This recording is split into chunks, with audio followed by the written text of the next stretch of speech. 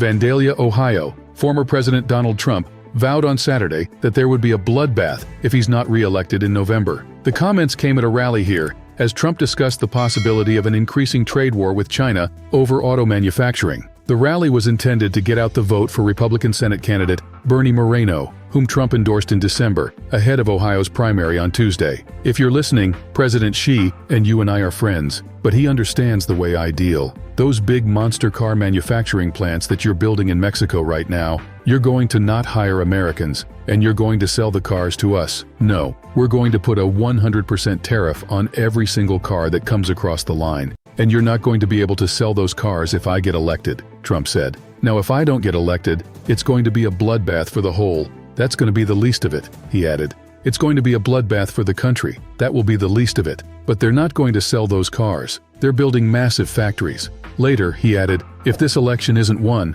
I'm not sure that you'll ever have another election in this country. In response to the former president's comments, Trump campaign spokeswoman Caroline Leavitt told NBC News, Biden's policies will create an economic bloodbath for the auto industry and auto workers. James Singer, a spokesman for President Joe Biden's campaign, issued a statement following Trump's remarks, noting that former Vice President Mike Pence announced he will not endorse Trump's re-election bid. This is who Donald Trump is, a loser who gets beat by over 7 million votes, and then instead of appealing to a wider mainstream audience, doubles down on his threats of political violence, Singer said. He wants another January 6th, but the American people are going to give him another electoral defeat this November because they continue to reject his extremism, his affection for violence, and his thirst for revenge. Before he began speaking, the former president stood and saluted next to the lectern as Justice for All by the J6 choir of inmates awaiting trial for their roles in the insurrection played on the loudspeakers. He again referred to the people who are in prison for crimes committed in the January 6th attack as hostages.